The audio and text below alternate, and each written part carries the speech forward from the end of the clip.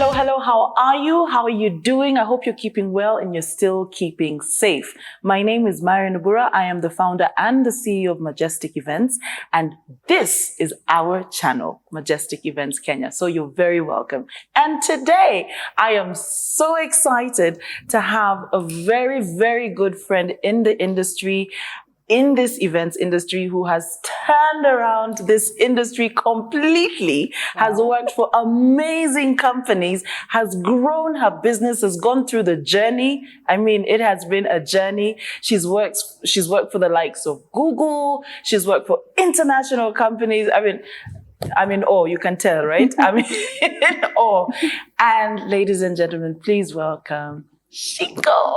Thank you. From Waridi Events. Thank you so much Marion. for coming. I'm so excited. Like, Me you have too. no idea. I am sitting by greatness right Wow. now. So much shaking in my boots. I know, it's so nice to have you. Can I tell you why? Yes. Because we kind of started at the same time. Yes. I think it was 2009? 7. Actually. 2007. Yeah, So you I started when I before was me. in campus. Yeah. You started before me. Yes. But then we cleared event planning school at the same time. Yes. Yes. So you went to Weddings Beautiful at that time. I think now it's called Divine Weddings. Yeah. Yeah. And I went to Samantha's Bridal. Yes. And I don't know why. There was some sort of, Yeah, these guys were not together. Yes. And I think one of I don't know who decided to bring us together. Tasha, was it? Tasha, thank you, Yes. from La Vida Events. Yeah. And she brought us together. Yeah. And voila. And we were supposed to start an association. Yes, that was called KAWEP. Yes. The Kenya Association of Wedding and Event Planners. Yes. Absolutely. Yeah, And, yeah. but clearly God had other plans, Yes. and it's been 9-10 years now, Yes. and we're closer than ever. Yes. So it's really, really an honor and a privilege to have you here. Shiko, you have Thank you. I'm excited. Me I'm too. so excited. Yes. So Yeah. I know some of my subscribers, a lot of people who are startup event planners, Yeah. don't know who you are. Okay.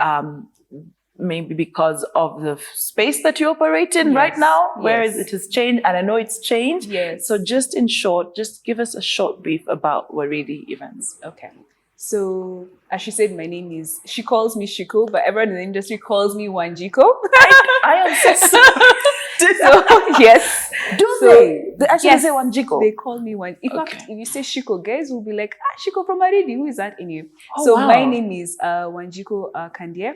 I'm the founder of Waridi Events. And as Marion said, my journey started in 2007 when I was in campus.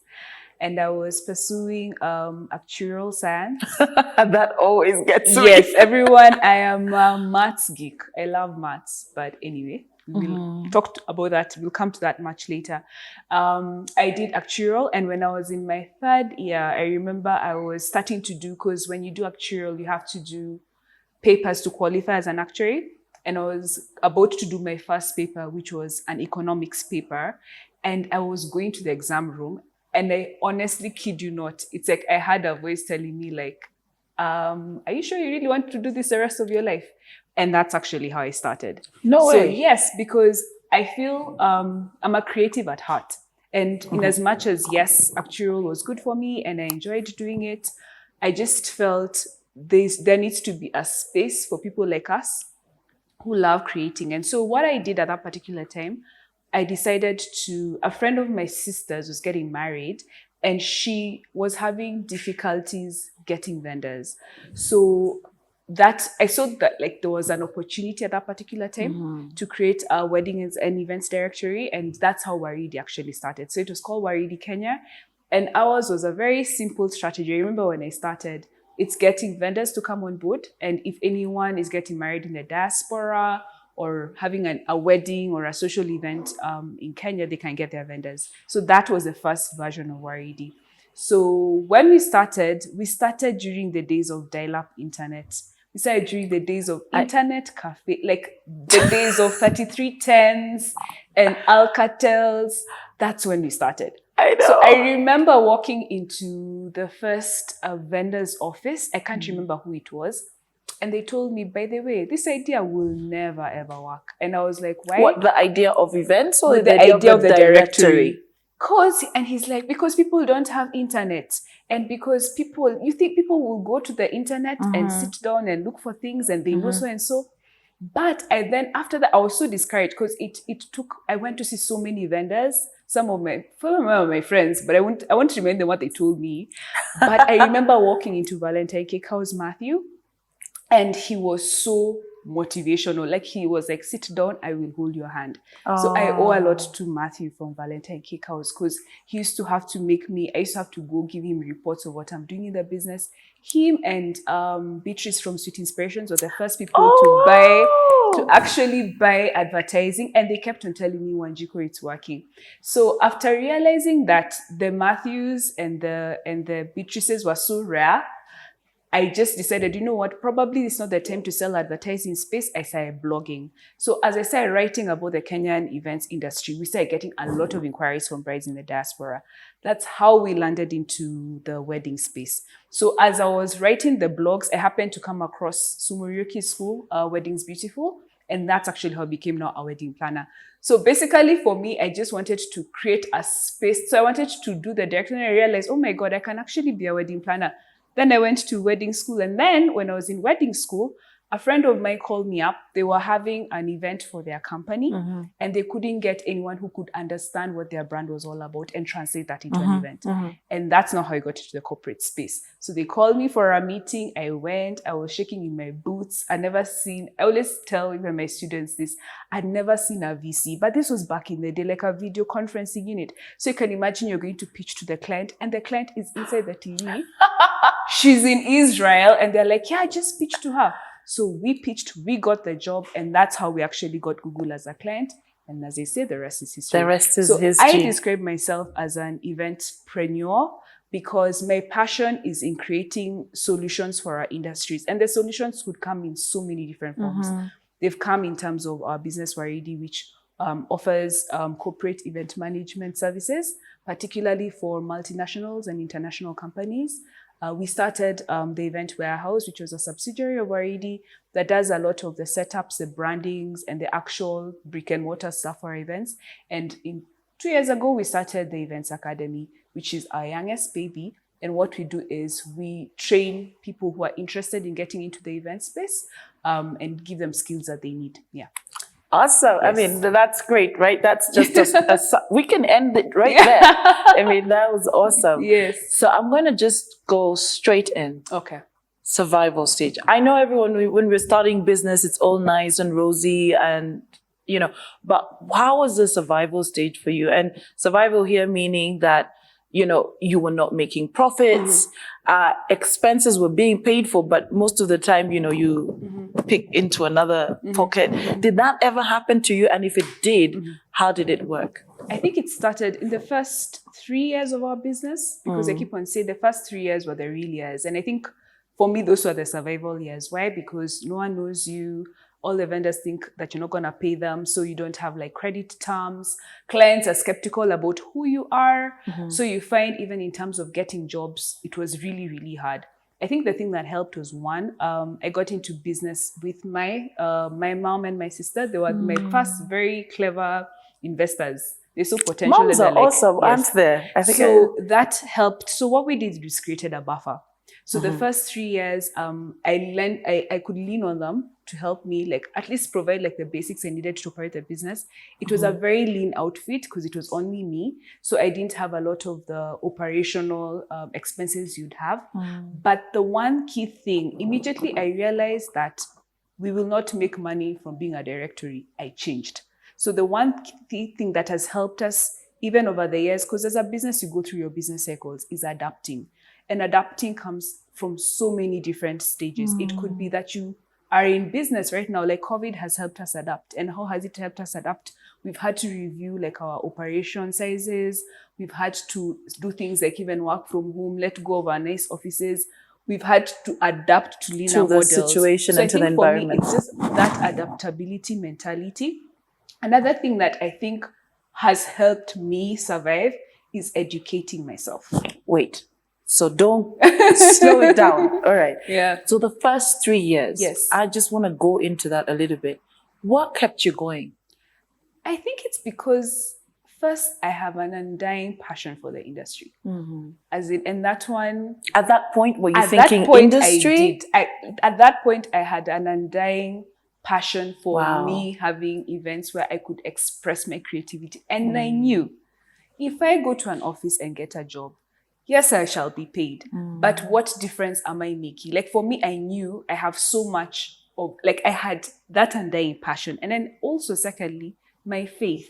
Because I feel like you can't separate who you are. You have to be authentic. And for me, what kept me going was a particular set of Bible verses that I still refer to today. And I'm like, you know what, God, you have my back. And that just whole like crazy belief in yourself.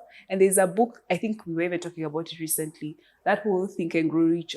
It's a Napoleon Hill Napoleon book. Hill, yeah. It really gave me gems that I was able to sit down and just focus on, you know what, this will pass. If I sit down and I'm so clear about my goals, I will pass through this. So what would be seen as the inconveniences or the struggles, for me, I was using them as a stumbling block. Because I'm like, you know what, I don't have to drive a car. I don't have to do this. I can have a very simple life, live in my mother's house as long as I'm building the dream. And because I had such a huge passion for this, profits are following. Because I was passionate about events, I was really passionate about design. I believe like we were amongst the first people to do themed events, especially corporate events. Because I remember at that time, my client was like, you know, I'm going to everyone and everyone is giving me balloons that are like our corporate colors. You're asking them what's the theme and they're just bringing drapes and sijui tie-backs. And they're like, that is not a thing. So for me, because I loved events and I used to read about events, my passion is what brought and that client just opened the door for us. So I feel it's just that innate belief in yourself, belief in God, having like a focus. Because let me tell you, if you get into a space just to make money, man, it will be very heartbreaking because the money won't come immediately, especially when you're a startup. But if you have that undying passion, that is what kept me going. That's kept you going. Yeah. Now, 2010 around, because I met you in 2009, Yes. if I'm not wrong. So 2010, you're kind of getting out of the survival stage, right? You talked about profits. Yes. Now, for me, profits means that you've covered your expenses and you have some. I used to buy shoes. I love it. I used to buy shoes. I never bought shoes. What did you buy? I think for me, what did you buy for you, not for the business? For me, during your stability stage where everything, you know, you've paid your people. Wow. What did you buy? Let me tell you, Marion, for us, our game plan was save and start another business. You didn't buy anything. Imagine I didn't buy Yes, the car. man, I did not buy. I'm focused. She's so focused. Imagine our game plan so has bad. always been save and start. That's actually how we started Event Warehouse, and that's how we started the Events Academy. Oh wow! So Because, you're the right student for us. So guys, you need to follow her. She was the saver. But to be honest, one of the things that Shiko did for us, as once we got together, I think we now, after coming together as Weddings Beautiful and Samantha's Bridal, we ended up being 6. Yes. And 3. Yes. And one of the things that I learned about how to manage petty cash, and you're the one cash flow. You're the one who taught me how to, you know, if you don't like doing accounts, get colorful boxes, colorful paper, psych yourself up, and then do it, and then do your accounts. So you didn't buy anything. Your belief was in saving. My belief was in, because at that particular point, we used to have this model where we would you get a job and then you split. Like I'd get a commission and like my directors would get bonuses. So what we did is we actually streamlined the business in terms of finances. So people got on payroll, like we just made, so we always used to have a buffer. So we worked on having our what is it called? Our buffer, which is something she introduced about. me. And she you taught guys us how to do buffers, and you're like, COVID, buffer. So we always used to have a buffer. So what we used to do, we used to split our money, and we still do. So there's some that goes into divesting, that's investments that are outside the business. Some goes into, because we're a tithing business, so of course you tithe. Some goes into what we call, we want to call it, what is this? A bonus account. And then the rest goes into an operational account. So that's how we do our money. So at any given point, we are always putting money aside into these different buckets. Do you want to tell them where you got that Where from? did I get that It from? was it from a book, or you got it before the book? I got it because I want to mention it Profit before. First. Exactly. Yes, yeah, Profit First, because it's a book that, because he talks about the way you should have different buckets. And as your invoices come in, you split your monies into those different buckets. So let me tell you, Tasha sent us the book at the and same you time. guessed it. I am reading mine now. Yes. As in, Me, I read it then. I changed to my accounting. I remember there's a time when I was on maternity, I actually created a model, and the accountant knew. You put the invoice amount, this money goes to this account, this money goes to this. In fact, my mom was like, wow, like you've actually created a whole financial system. That must be amazing. Yes. I mean, because that sorts you out. You have a place, an account for your tithe, an account for your VAT. And it was all, your funny enough, it was all expenses. on spreadsheets. So we knew, because I think the one thing that I've seen, especially for event planners, that keeps on tripping us is vendor money, man. When you paid your invoice, you're like, all these millions. I know that. Awesome. I it cannot be. I mean, Sanjiv is telling me 5 minutes. Wow. No way. So vendor money is sweet. And I'm telling you, that is the number one downfall for a lot of event planners. So that book helped me realize vendor money is not my money. It is not my, what is it called, working capital. I actually have to build those things in. So when an invoice comes in, you split and you pay from the different accounts. Yeah. So before we wind up this session, okay, what would you say got you to that stability stage where you're getting the profits? And was this the time, were you still in weddings, or had you already started the corporates? I think I'd already started. I think it's educating myself. Okay. And I remember I did a course at Synapis. I did USIU. Back then? Yes, back at Synapis I did in 2015. So you've done it twice? No. I've done it once. But back then, by the time I started getting serious about financials and stability and figuring out maturity, I actually did Synapis, and there's 10,000 Women by Goldman Sachs. It was a program being given by USIU. That's when I actually wrote my growth plan for my business. Because both of them were all about Synapis. For me, I got a business consultant who helped me understand what business maturity means.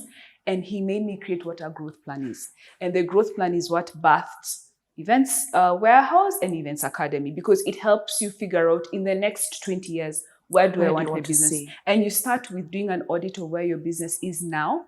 So we had to sit down and do the financial audits and realizing, oh my God, money, we need to actually take care of our monies. And now that we have a plan, this is how we'll do it. So it's having a growth plan. Yes. Having a growth plan. Yeah. What would you tell the startup planner to get to stability, even before we start talking about success? You know, stability, I think for me, is one of the sweetest stages, because you're done with survival. You're done with, barely making it. You're actually making it. And you have money for the buffer. I think the one thing that I see, don't take things for granted. With the same drive inside your business, it should be constant. Because I feel when you get to the place where now you're not hiding from your landlord or your vendors, people tend to take it for granted and you don't plan forward. So I would say, have a growth plan. I'm here right now. I probably have achieved what I wanted to start. Sit down and plan for the next 5 years. Sit down and plan for the next 10 years. Sit down and keep on planning. Because if you don't keep on shifting your goalposts, you get into complacency. And complacency is what brings a lot of businesses down. Why do you think we as event planners, and I'm speaking as one, and one who has been sending out videos on, business maturity, and I have seen that most of us are not very eager to even do it. The plans, very, very few. Why is it? I have told you, because our industry, I think it's because it's in its infancy. There's not a lot of regulation about it. A lot of people do deals. We're not a meritocracy, as in people don't get ahead because of merit. So I'm like, if I'm gonna pay this guy to get this job, why should I? But for the people who have to fight fair, they put in the investments, they educate themselves, they train their people, they put in the systems, they go for the seminars about building their business. For the people who care, you can actually see.